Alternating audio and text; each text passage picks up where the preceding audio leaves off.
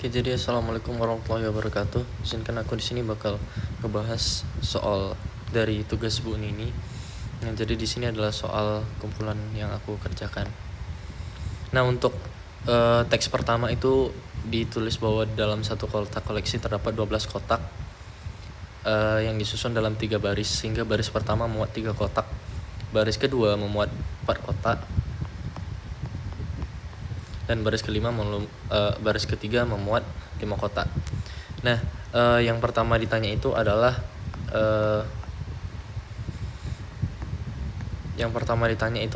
banyak cara menyusun semua mineral. Nah, karena ada 12 kotak di situ dan kita belum ada syarat apapun, ya udah kita untuk semuanya itu 12 faktorial sesuai dengan penjelasan di sini.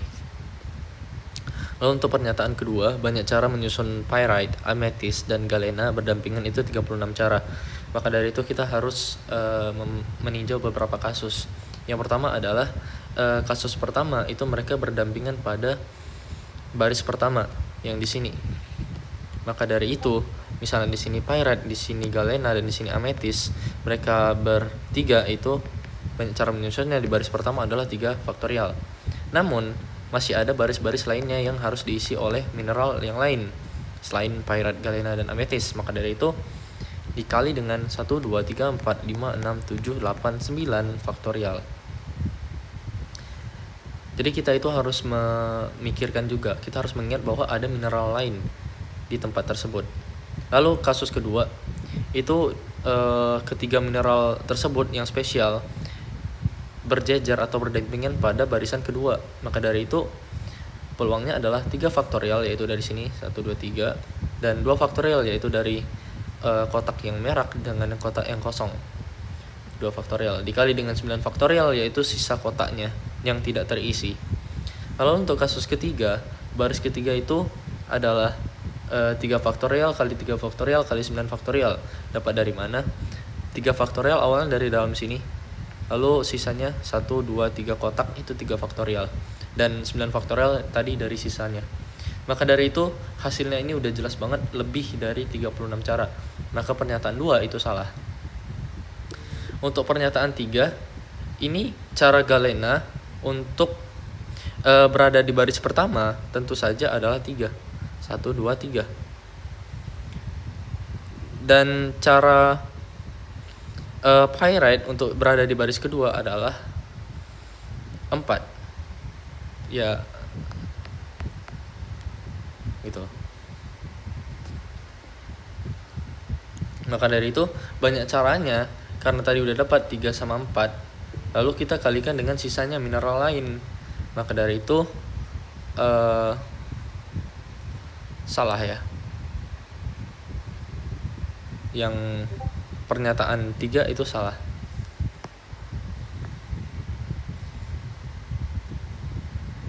Oke. Yang pernyataan 2, yang nomor 2, kita disuruh cari ini. Banyak cara menyusun pyrite dan amethyst di barisan kedua adalah A.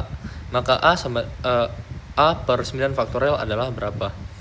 Nah, untuk menyusun pyrite dan amethyst di barisan kedua, berarti ya kita permutasiin aja.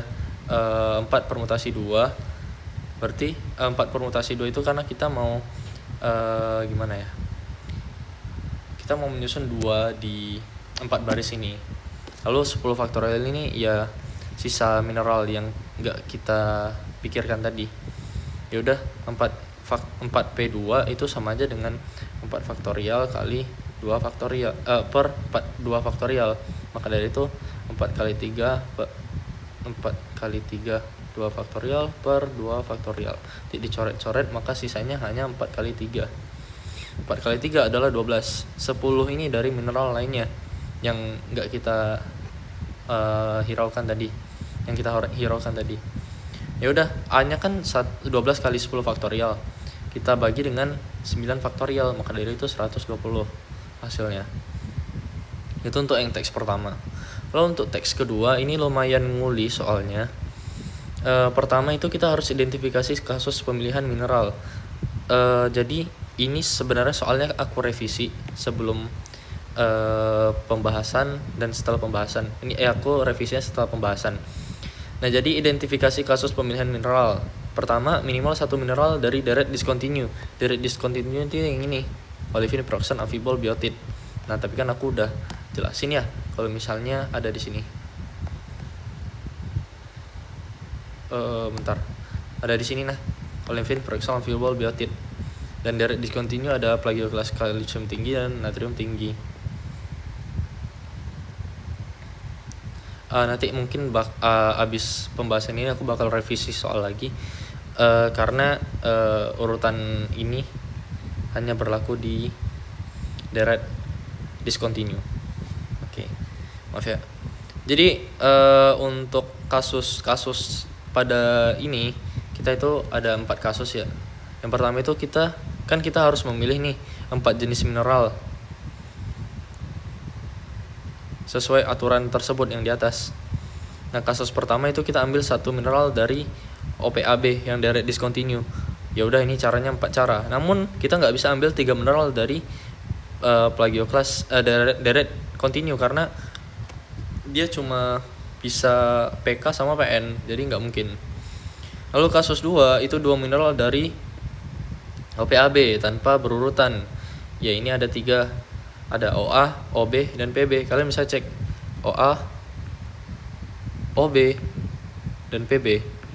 Itu dia nggak ada yang kayak berurutan gitu, kayak OP itu nggak ada, PA atau AB itu nggak ada. Lalu untuk 2 mineral dari PK dan PN itu cuma ada satu cara, ya just about no.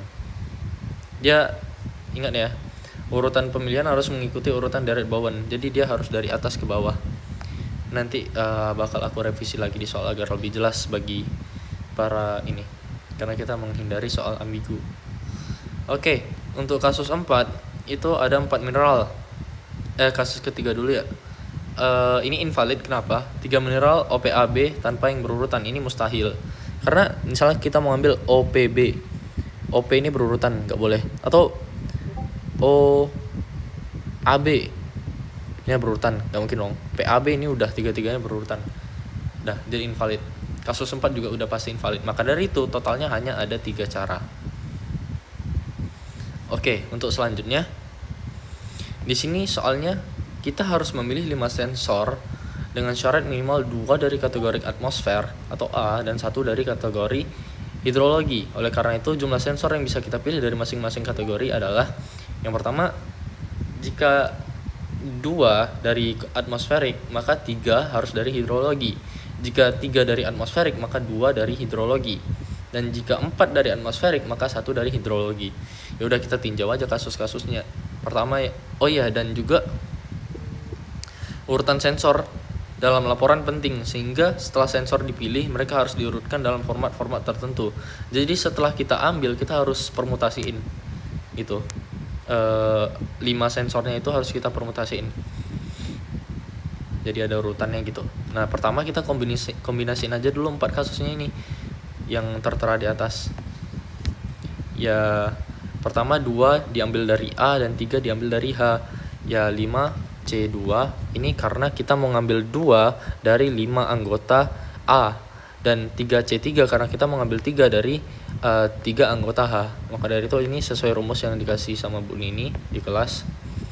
Lalu sama aja di kasus kedua, 3 dari A yaitu 3 dari 5 dan 2 dari 3 ditulisnya 5C3 dan kali 3C2. Kenapa dikali? Karena kejadian ini saling tidak saling lepas, dia masih terikat gitu. Beda dengan yang ditambah. Kalau ditambah itu mereka saling lepas, kayak kasus 1, 2 dan 3 itu mereka nggak berhubungan. Maka dari itu nanti peluangnya itu banyak caranya itu harus kita tambah. Tapi kalau misalnya untuk kasus 1 yang dalam-dalam ini karena mereka masih saling berikatan, maka dari itu kita pakai perkalian.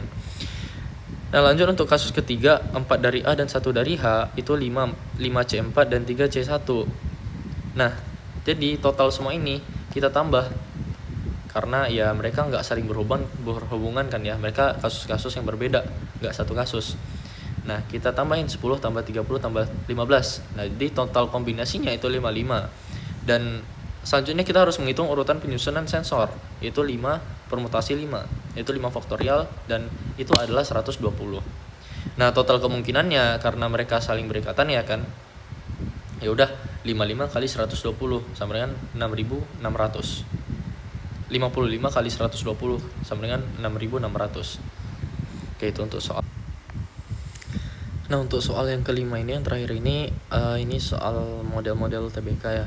Jadi diambil dua bilangan secara acak dari 5 bilangan asli, 5, 6, 7 sama V dan W yang tidak harus berbeda. Apakah selisihnya kurang dari 9? Ini kalian sebenarnya tinjau aja sih kasus-kasusnya semua kaidah pencacahan kan ya. Jadi ini aku ambil dari buku worksheet. Ya, ini kalian bikin aja grafiknya. Nanti dapat kalau misalnya titik tertinggi itu 8,1 untuk pernyataan 1 ya. Misalnya V tambah W itu kurang dari 10, maka itu bisa 8 sama 1, V nya 8 atau W nya 1 atau sebaliknya lah. Nanti hasilnya intinya 9. Jadi V kurang W itu mestinya ya kurang dari 9. Lalu kalau misalnya, jadi pernyataan 1 ini cukup ya. Kalau misalnya kalian balik pun harusnya cukup juga. Lalu pernyataan 2 itu jika hasil kali dua bilangan asli itu kurang dari 10. Kalian lihat di sini misalnya 1 kali 9 V sama W itu kan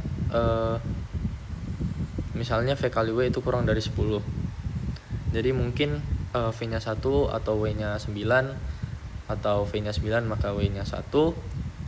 Nah, selisihnya jika hasil kali dua bilangan asli itu kurang dari 10, maka selisihnya itu kurang dari 9. Ini udah pasti. Mengapa? Karena misalnya kalian ambil A sama dengan 1 dan B sama dengan 9, dan A kali B sama dengan 9. Maka dari itu A kurang B itu 8. Misalnya A 2 dan B 5, A kali B sama dengan 10. Ini nggak memenuhi syarat A kali B kurang dari 10. Jadi itu kalian intinya kalau misalnya hasil kali dua bilangan asli itu kurang dari 10, selisihnya kurang dari 9, ini udah bisa dilogikain aja sih.